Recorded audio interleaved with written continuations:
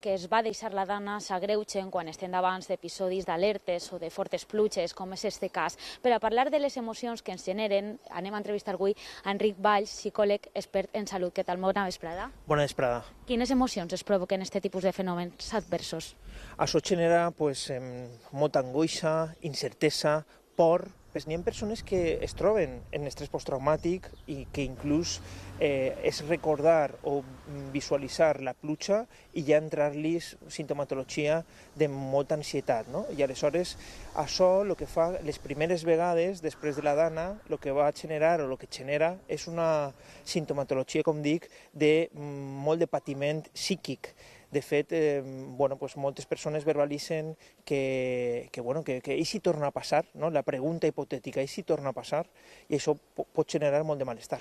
Estem parlant de que hi ha persones que van viure la dana en primera persona, altres en aquest cas no, per exemple a Castelló, ahir en alerta roja.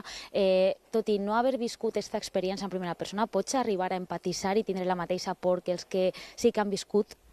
Totalment. Nosaltres com a espectadors o com persones que coneguem a gent que està afectada, activem aquest sentiment d'empatia, aquest sentiment de clavar-nos en la situació de l'altre, i això efectivament genera la mateixa sensació o la mateixa emoció. Per tant, efectivament, també està la preocupació per si torna a passar o passa de forma molt propera.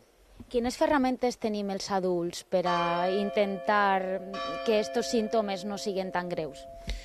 Nosaltres el que podem fer és, davant això, recolzar-nos en les persones que volem, a més també verbalitzar-ho, posar-lo en paraules, perquè això el que genera és que ens alliberem d'aquesta angoixa psíquica i sobretot també confiar en les entitats que estan ahí, les cossos i les entitats que poden ajudar-nos. Què passa en el cas dels menors, que potser no saben verbalitzar com els adults el que senten? En el cas dels menors, el que suposa, perquè no té la capacitat de verbalitzar-ho, és que ho somatitza, no? Són problemàtiques que denominem en psicologia situacions o malalties psicosomàtiques, per exemple, dolors d'estómac, problemes també migranyes, cefalers, i això n'hi ha que estar atents per estar ahí al costat i sobretot per a que el xiquet o la xiqueta pugui verbalitzar-ho a través del xoc, a través també del dibuix o inclús també, insistir, a través de la paraula. S'està prestant suficient atenció psicològica a la població que es va veure afectada per la dana o que pot veure ara un perill en cada episodi de pluges o d'alertes que es reproduïssin?